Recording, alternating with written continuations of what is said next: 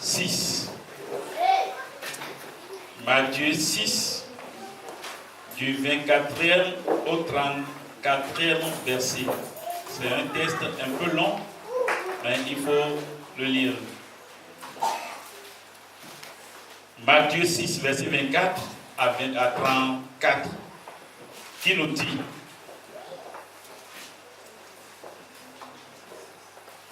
quelqu'un a trouvé? Oui, lisez. Matthieu 6, verset 24. Nul ne peut servir deux maîtres, car ou il haïra l'un et aimera l'autre, ou il s'attachera à l'un et méprisera l'autre. Vous ne pourrez servir Dieu et Mammon. C'est pourquoi je vous dis, ne vous inquiétez pas pour votre vie, de ce que vous mangerez, ni pour votre corps, de ce quoi vous serez vêtus. La vie n'est-elle pas plus que la nourriture, et le corps plus que le vêtement? Regardez les oiseaux du ciel. Ils ne sèment ni ne moissonnent, et ils amassent rien dans les greniers, et votre Père céleste les nourrit. Ne valez-vous pas beaucoup plus qu'eux? Qui de vous, par ses inquiétudes, peut ajouter une coudée à la durée de sa vie? Et pourquoi vous inquiétez au sujet du vêtement? Considérez comme croissent les lys des champs. Ils ne travaillent ni ne filent. Cependant, je vous dis que Salomon même, dans toute sa gloire, n'a pas été vêtu comme l'un d'eux. Si Dieu revêt ainsi l'herbe des champs, qui existe aujourd'hui et qui demain sera jetée au four, ne vous vêtira-t-il pas à plus forte raison, gens de peu de foi? Ne vous inquiétez donc point, et ne dites pas: que mangerons-nous? Que boirons-nous? De quoi serons-nous vêtus? Car toutes ces choses, ce sont les païens qui les recherchent. Votre Père céleste sait ce que vous en avez besoin.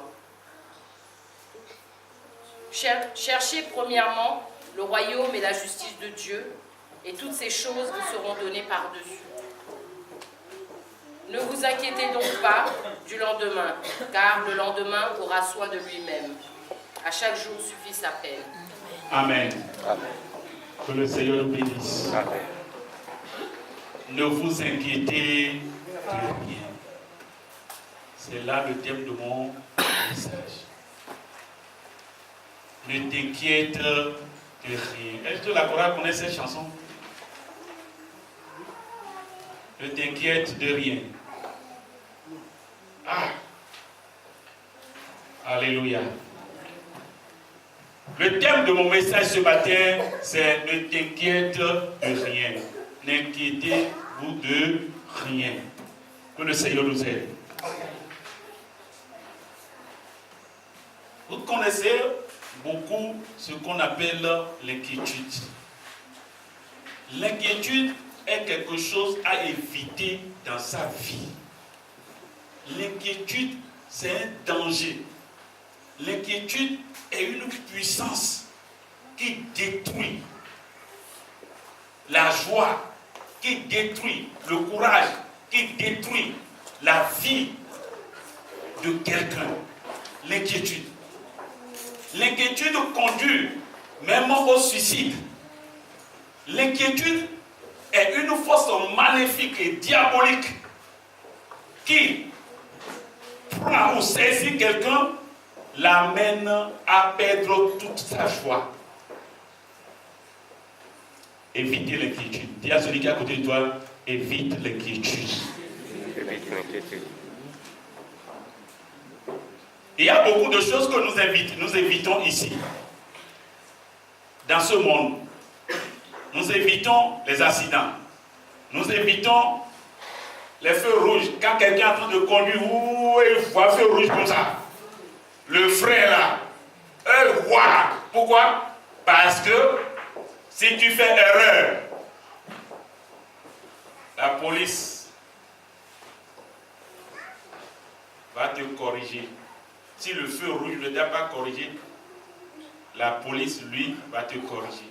Ou les accidents vont te corriger. Mon frère, ma soeur, dans le domaine spirituel, il y a un élément qu'il faut éviter dans la vie. L'inquiétude. La vérité que ce chapitre veut nous enseigner est que tu peux éviter l'inquiétude. Éviter l'inquiétude. Voyons les différentes manières par lesquelles tu peux éviter l'inquiétude dans ta vie. Il y a des moyens, il y a des manières pour éviter l'inquiétude et être toujours content, toujours joyeux, toujours vraiment au point et permettre au sang de circuler correctement. Premier point. Tout chrétien peut éviter l'inquiétude en sachant que la vie est plus que la nourriture. La vie est plus que la nourriture. Le verset 25. Le verset 25 dit, c'est pourquoi je vous le dis, ne vous inquiétez pas pour votre vie de ce que vous mangerez, ni pour votre corps, de quoi serez-vous vêtus. La vie n'est-elle pas plus que la nourriture et le corps plus que les vêtements? Mon frère, ma soeur, la vie que tu as est plus que tout ce que tu cherches. La vie que le Seigneur t'a donnée, beaucoup sont en train de la chercher. Beaucoup sont en train de courir. Beaucoup sont en train de dépenser d'énormes sommes pour la vie. Beaucoup sacrifient même leurs enfants, leurs maris, leurs femmes pour avoir la vie. Beaucoup sacrifient leur fortune pour pouvoir avoir la vie. Mais Dieu te l'a donné gratuitement. Fata, sans rien payer. Et tu t'inquiètes de ce que tu vas manger, de ce que tu vas boire. Oh, vraiment, je n'ai pas de mari, je n'ai pas d'argent, je n'ai pas ci, je n'ai pas ça. Tu as oublié que tu as quelque chose qui est plus que toutes ces choses. La vie, dis la vie. La vie. La vie. La vie. Beaucoup sont en train de chercher la vie. Allez les voir à l'hôpital. Ils sont en train de chercher, ils dépensent. Ils sont en train de courir. Beaucoup ont pris avion pour aller loin, pour aller chercher la vie. Beaucoup sacrifient leur âme pour la vie. Mais toi, tu l'as gratuitement. Amen. La vie est avec toi. Amen. La plus grande richesse demandée par tout le monde. La vie, ce que Dieu t'a donné, c'est plus que tout. Mais pourquoi tu t'inquiètes? Beaucoup s'inquiètent pour le mari. Je n'ai pas trouvé mari. Je n'ai pas trouvé mari. Oh, où est Dieu lui-même? Il n'a qu'à me donner mari, non? Depuis là, il ne veut pas me donner mari. Je vais quitter, je vais l'abandonner. Mais tu oublies que tu as la vie. La vie. Tu peux être un président. Tu peux être le plus riche dans la famille. Le jour où Dieu va prendre ta vie, tes propres enfants, ton mari, ta femme, va te faire sortir pour dire, toi tu n'as plus ta place ici. C'est au cimetière ta place. Toi qui es important, ils vont te faire sortir pour aller te mettre là-bas où tu n'auras plus de visite. Aucun parent ne viendra te saluer. C'est fini. Ton corps que tu embellis là, ton corps que tu embellis, lorsque Dieu va prendre la vie, c'est fini, ce corps est devenu zéro. Ta beauté, zéro. La nourriture, zéro. Le mari, zéro. Un mari qui t'aime bien, bien, bien, il finira par te dire quoi? Madame, comme tu es morte, ici là, ce n'est plus toi. Ce n'est plus pour toi. Tu dois sortir. C'est lui qui va aller acheter ce cœur. Pour dire, madame, au revoir. À cause de Marie aujourd'hui, beaucoup ont abandonné Christ. Beaucoup ont abandonné Jésus à cause de nourriture, à cause d'un plaisir seulement. Beaucoup ont laissé Jésus de côté. À cause de l'argent, beaucoup ne veulent pas venir à l'église. Beaucoup ont abandonné Jésus à cause de l'argent. Ils oublient qu'ils ont quelque chose de précieux, la vie, donnée par celui qui est l'auteur de la vie. Un jour, tu sauras que tu as reçu quelque chose d'important. Que le Seigneur nous aide. Amen. Alléluia. Amen. Mon frère, tu as un grand bien. Ne méprise pas ce que tu as. Ce que tu as est important. La vie. C'est la vie que nous avons qui nous amène à l'église aujourd'hui. On ne peut pas amener un mois ici maintenant pour faire culte. Dieu t'a donné la vie. Reconnais que tu n'es pas quelqu'un de zéro. Que le Seigneur nous aide. Deuxième point, tu peux éviter l'inquiétude en sachant que tu as de la valeur plus que les oiseaux. Tu as de valeur. Dis à celui qui a côté, tu as de valeur. Alléluia. Tu as de valeur. Ah, j'ai dit de dire à celui qui a côté qu'il a de valeur. Si lui ne veut pas te dire ça, il faut dire que moi j'ai de valeur. Moi j'ai de valeur. Lisons le verset 26. Le verset 26 dit: regardez les oiseaux du ciel. Ils ne sèment ni ne moissonnent et n'amassent rien dans les greniers. Et votre Père céleste les nourrit. Ne valez-vous pas beaucoup plus que? Tu t'inquiètes. Mais tu oublies que tu as de valeur. Oh, tu as de valeur. Tu as de valeur. J'ai dit que tu as de valeur. Amen. Mon frère, tu as de valeur. Amen. Dieu dit que tu as de valeur plus que les oiseaux. Mais regardez le soin que Dieu donne aux oiseaux. Il les nourrit. Il les donne à manger. Il les donne à boire. Il les guérit. Il les soigne. Il fait tout dans la vie. Mais Jésus nous dit ici, toi tu as de valeur plus que les oiseaux. Si Dieu s'occupe des oiseaux, il va s'occuper de toi aussi. Amen. J'ai dit qu'il va s'occuper de toi. Amen. Oh, je dis que l'Éternel va s'occuper de toi. Amen. Tu as de valeur. Mais tu ne reconnais pas que tu as de valeur. Tu as de valeur. Regardez les oiseaux. Est-ce que vous les avez vus une fois faire grève de faim? Grève. Avec des tam-tams. Ou bien des gilets jaunes. Vous les avez vus une fois en train de faire ils n'ont pas mangé. Dieu, on n'a pas mangé. Depuis là, on n'a pas mangé. Dieu est mauvais. Dieu est si. Qui a jamais vu les oiseaux faire ce genre de choses? Non. Dieu les nourrit. Amen. Dieu prend soin d'eux. Amen. Quand ils tombent malades, est-ce qu'ils ont un hôpital? Dieu les guérit. Merci. Si Dieu s'occupe des oiseaux comme ça, toi que je regarde là, toi là, Dieu va s'occuper de ta vie. Amen. Merci, Seigneur. Dieu t'aime beaucoup. Amen. Jean 3, verset 16 nous dit quoi? Jean 3, 16. Dieu a tant aimé le monde. Oui.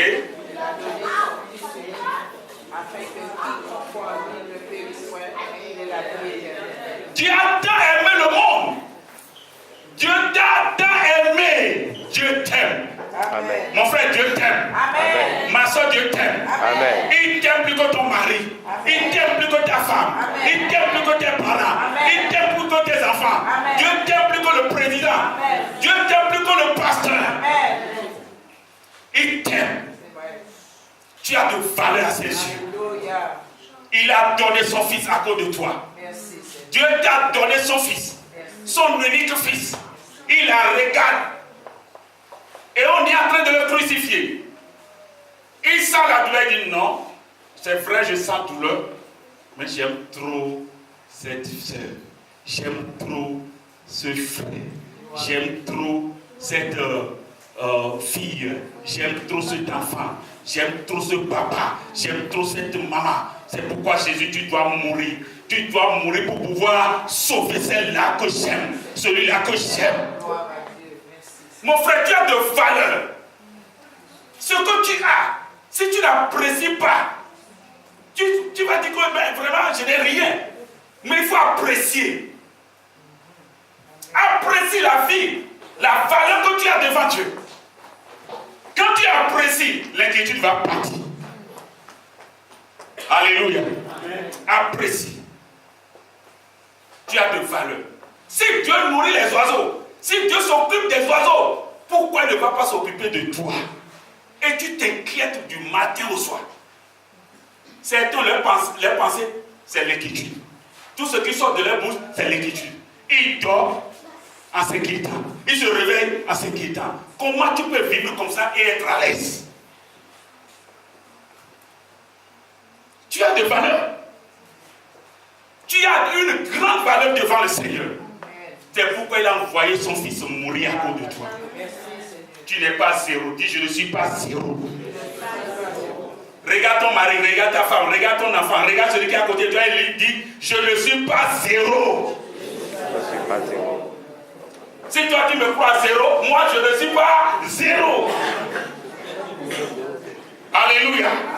Mon frère, tu as de valeur devant le Seigneur. Tu as de valeur, tu es une grande personne. Une personne importante. Amen. Une personne pour laquelle Jésus est en train de construire des maisons. Des maisons spéciales. Amen. À cause de toi, Jésus est en train de travailler plus de 2000 ans pour t'accueillir un jour. Merci. Tu as de valeur. Merci. Oh, je veux que tu dises ça. J'ai de valeur. J'ai de valeur. Regarde-moi. J'ai trop de valeur. Non, dis-lui ça. Alléluia. Oh mon frère, tu as de valeur. Tu es précieux. Amen. Tu es très précieux. Tellement précieux que les hommes ignorent. Les femmes ignorent que tu es précieux. Tu es précieux. Amen. Tes parents pensent que tu n'es pas précieux. Pour Dieu, tu es précieux. Amen. Quand les gens ont un peu d'argent, pensent qu'ils sont précieux, ils sont importants. Hein? Quand ils ont un poste là, on voit qu'ils sont importants. Et nous, on est là pour diminuer. Hey, tu as de valeur. À cause de toi, Jésus est mort. Amen. Pourquoi tu t'inquiètes? Pourquoi tu es troublé? Tu viens à l'église, il n'y a pas la joie. Un chrétien qui a de valeur et qui vient à l'église, tout triste, malade. Hey! Si tu n'as pas ta joie dans la maison de Dieu, tu vas la trouver où?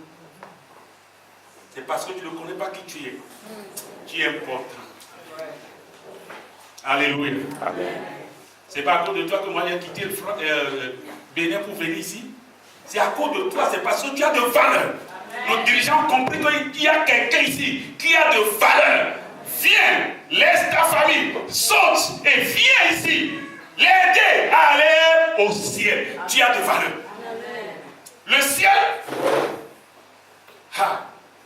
Regardez Lazare sur la terre. Sans valeur. Pauvre. Malade. Le riche le regarde et dit de regarder. Toi tu dis que tu adores Dieu, et tu es vélo comme ça. Tu ne trouves pas manger. Tu es malade. Oh, toi tu as des problèmes. Moi je ne suis pas en train d'aller à l'église. Mais regarde-moi. Regarde ce que je mange. Regarde comment je m'habille. Regarde les femmes que je cherche. Oh, regarde ma vie. Oh, Lazare ne le regarde même pas. Mais quand ils sont morts, il a vu Lazare au ciel, dans le ciel d'Abraham, en train de manger, en train d'être servi par les sangs de Dieu. Il dit quoi? Lazare, mon ami, tu te souviens qu'on était restés ensemble là-bas? J'ai besoin un peu de l'eau. Est-ce que tu peux me donner un peu? Mon frère, ce que tu regardes aujourd'hui t'influence là, à cause de la richesse, le truc là. Mon frère, je te dis ce matin, tu as de valeur plus que l'autre. Mais tu ne sais pas ce que tu as. Ton mari a de valeur. Dis, mon mari a de valeur. Je vais regarder la bouche de toutes les femmes. Mon mari a de valeur. Et c'est comme ça qu'on dit. Mon mari a de valeur. Non, mon mari a de valeur. Alléluia. Amen. Oh, ta femme a de valeur. Madame a de valeur. Regarde-la et dis, madame, tu as de valeur. Hein? Il n'y a pas de monsieur ici. Il n'y en a pas. Ah, il n'y a pas de mari ici. Je vais regarder tous les maris. Ma femme, tu as de valeur. Dis, ma femme a de Valeur. Et là, Ma femme, tu as de valeur. alléluia. Amen. Certains me regardent en disant à leur femme, tu as de valeur. Tu me regardes et tu dis qu'elle a de valeur. C'est moi qui ai de valeur devant toi, monsieur. Regarde ton mari, tu as de valeur. Tu as de valeur. Alléluia. Amen. Mon frère, ma soeur, la Bible dit, vous avez de valeur. C'est Jésus même qui dit ça. Tu as de valeur. C'est pourquoi j'ai quitté le ciel pour venir te sauver. Amen. Merci Seigneur. Tu as de valeur. Amen. C'est parce que tu ne le sais pas. Mais laisse-moi te dire, tu as de valeur. Que le Seigneur nous aide. Amen. Devant Dieu, tu as de grandes valeurs. Troisième point, tu peux éviter l'inquiétude en sachant que si Dieu revêt les fleurs, il te revêtira obligatoirement. Si Dieu revêt les herbes, les fleurs, il va te revêtir aussi. Lisons le verset 30. Si Dieu revêt ainsi l'herbe des champs, c'est-à-dire les fleurs, qui existent aujourd'hui et qui demain sera jetée au four, ne vous vêtira pas à plus forte raison, gens de peu de foi. Qui sont ceux-là qui connaissent les fleurs? Tu connais les fleurs. 1, 2, 3, Thierry ne connaît pas, sa femme ne connaît pas. Vous ne connaissez pas les fleurs? Les fleurs. Comment elles sont? Elles sont belles. Elles ont toutes sortes de couleurs. Des couleurs agréables. Des couleurs importantes. C'est pourquoi dans le mariage, ceux qui sont en train de chercher des petits soeurs là, ils vont vers eux avec toi des fleurs. Chérie, tu as de valeur devant moi. Et ils vont chercher des fleurs de qualité, des fleurs vraiment attirantes qu'ils vont présenter à madame. Mon frère, ma soeur, tu as de valeur, je l'ai dit maintenant. Mais il faut aussi comprendre, si Dieu revêt les fleurs, regardez la beauté des fleurs. Si Dieu s'occupe d'elles comme ça, les arrange, et elles sont belles, attirantes. La Bible dit, toi là, Dieu va te revêtir. Dieu va te revêtir de gloire. Dieu va te revêtir d'honneur. Dieu va te revêtir de la joie, de la paix. Amen. Dieu va te revêtir. La Bible, si c'est ça qui te manque, Dieu te dit que lui va te donner. Beaucoup souffrent. Ils n'ont pas d'habits. Mais ils ne comprennent pas cette réalité. S'ils ne pouvaient demander, Seigneur, tu as dit que tu vas me revêtir. Revêtis-moi. Il faut me revêtir. La Bible dit ici, pour détruire l'inquiétude, si Dieu s'occupe des fleurs, il va s'occuper de toi aussi. Amen. Il va s'occuper de toi. Tu ne manqueras pas d'habits. Tu ne manqueras pas de gloire. Tu ne manqueras pas de bonnes choses. Dieu s'occupe de toi. Amen. Regardez Esther. Quand vous lisez le livre d'Esther, c'est une fille qui n'a ni père ni mère. Très tôt, les parents l'ont laissé partir. La fille s'est retrouvée auprès de son oncle, Mardochée. Vous savez, quand vous êtes avec les parents, c'est bon, hein? C'est très bon. Mais quand vous perdez les parents et que vous vous retrouvez auprès de quelqu'un, ce n'est pas trop agréable. Des fois. Ou plusieurs fois. Esther n'a ni père ni mère. Il ne peut même pas aller à l'école. Elle ne peut rien faire.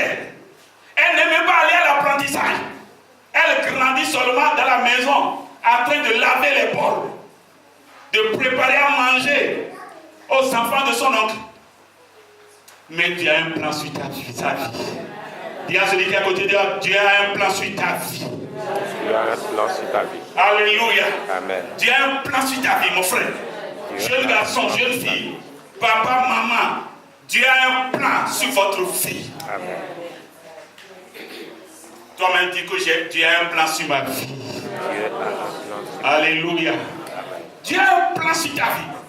Esther grandissait. Personne ne s'intéresse à elle. Elle grandissait comme ça. Mais le jour est arrivé où elle doit passer concours avec les filles du monde. Regardez comment les filles du monde vont s'habiller.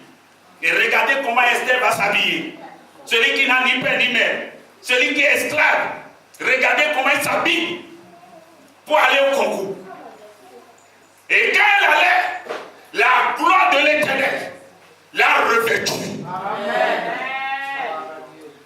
Les filles du monde, avec leur beauté, leur mèche jusqu'aux genoux, ou je ne sais pas, avec leurs bijoux et autres, leurs rouges à lèvres, elles avaient tout, avec des chaussures comme ça, des tenues comme ça. Voilà Esther nue, pratiquement nue. Mais le roi regardait les filles du monde, il dit non. Toi, tu t'appelles quoi? Jeanne. Jeanne, 0. Évelyne, 0. Et quoi? Victoire, 0. Quoi? Donnez-moi les noms, non? Hélène, 0. Hein? Vous ne connaissez pas les noms des filles. 0. Et il donnait 0 à tout le monde. Bic rouge, 0, 0, 0, 0, 0. Mais arrivé vers Esther, il voit une gloire sur Esther. Il dit voilà la fille. C'est ça que je veux. C'est elle. Et c'est elle, c'est elle, c'est elle, c'est elle. Mon frère, si Dieu est pour toi, qui sera contre toi? Si Dieu est pour nous, qui sera contre nous? Si Dieu est dans notre cas, qui peut nous vaincre? Personne. Nous avons un Dieu qui nous soutient. Nous avons un Dieu.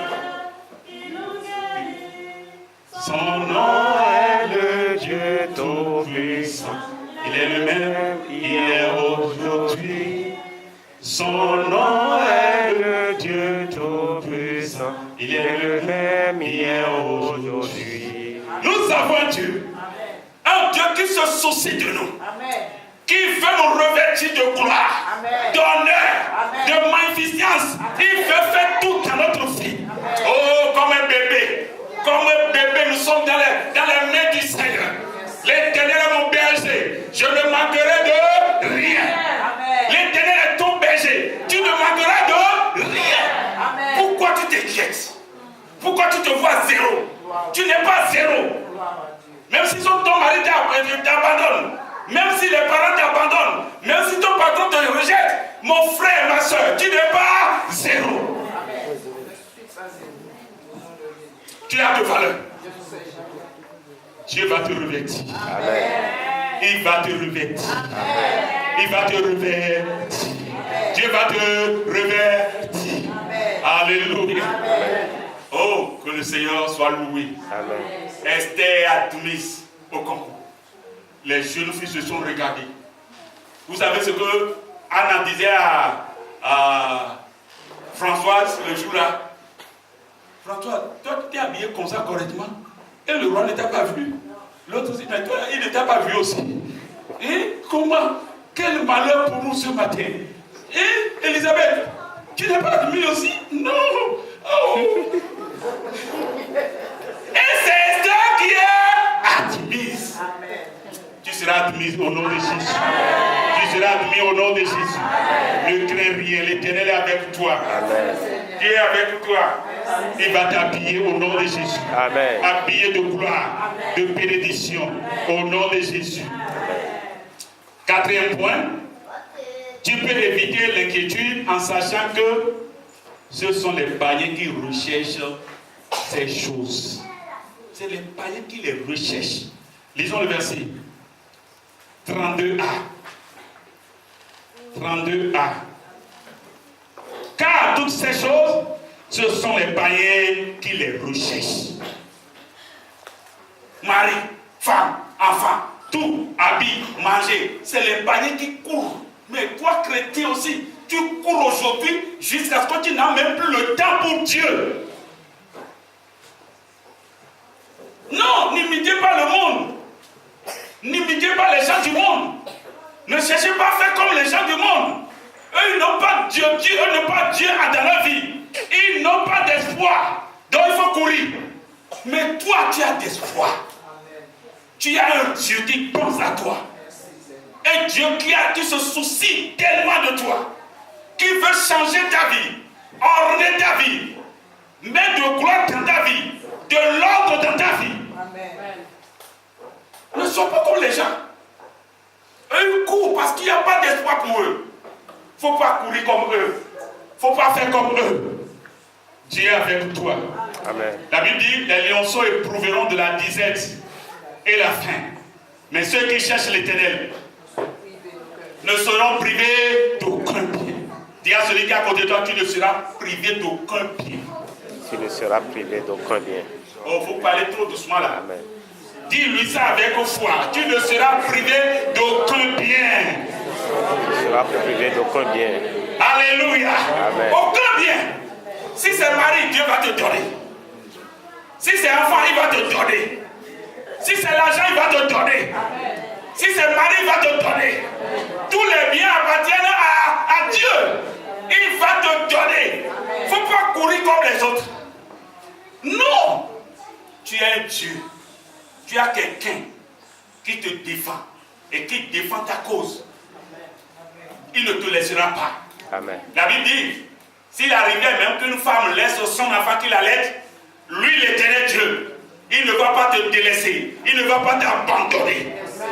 Ces promesses sont pour qui? C'est pour nous.